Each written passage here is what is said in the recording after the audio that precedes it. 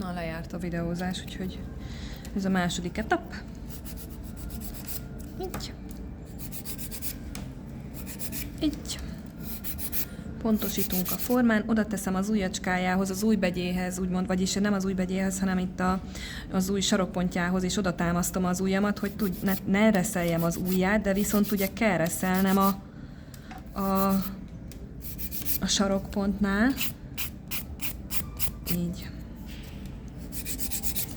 Na, szemből. Felület. Oké. Oldalról nézzük meg. Oké. Kicsit ezt az élét, ezt itt elvékonyítom szépen, vagy hát ugye elfinomítom.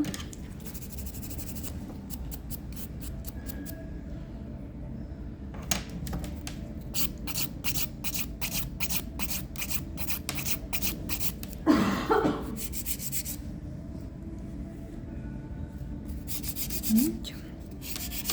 És ugye, hogyha van még oldalfala, akkor még ezzel tudok, ugye a két oldalról még tudok reszelni belőle, és ezzel is tudom ugye nyilvánvalóan vékonyítani, ugye szűkíteni ezt a formát.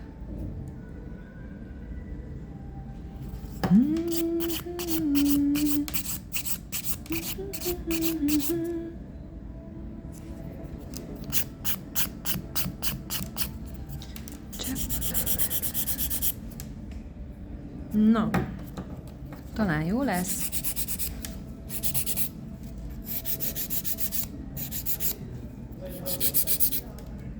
Így.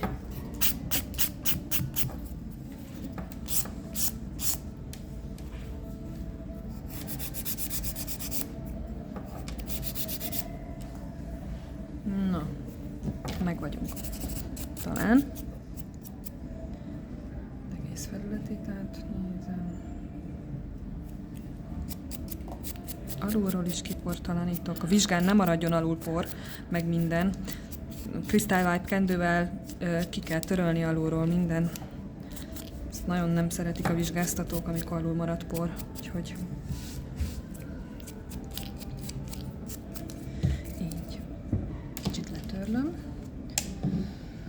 Nincs spray preppünk, ugye? Akkor egy kicsi. Hát nem spray preppel, inkább nail preppel akkor. Cleanser pad sincs, spray prep sincs, és akkor inkább a nail preppel áttörlöm a szép felületét. Így. Elillan, és már mehet ja, bufferozni. Bufferozni nem bufferoztam, úgyhogy akkor megint majd egy kicsit. Ezt mindenképpen kell az akrilgélnél, nehogy elfelejtsük. Ugye az elfinomítás, hogy ne legyen kis apró puklis. Ez mindenképpen kell.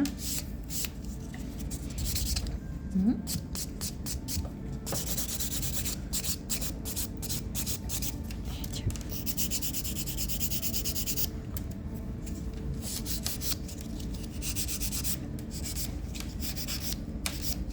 Na, akkor most még egyszer.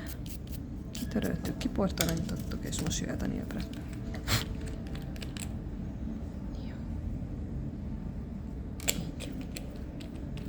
Oké. És utána jöhet a fedés. Jó?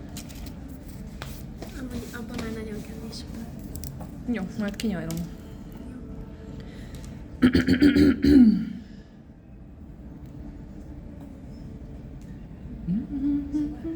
Amúgy ezen a körmön, vagy egy kis felületi, hát nem kicsi, hanem egy elég sok felületi reszelés sokat számítana neki, és már is szebb lenne amúgy. Csak át kell reszelni. Nekem ez kocka volt, emlékeztek? Igen, nagyon szép lett így. Hát a nagyon szép az attól messze van, de átreszeltem a felülről, tehát a felülről megkapom a kívánt formámat, gyönyörű szépen elkészítettem, és utána alulról segítettem, ugye, hogy ne legyen szemből vastag, mert ugye a hosszából is szedtem már. Tehát igazából először a felület teljesen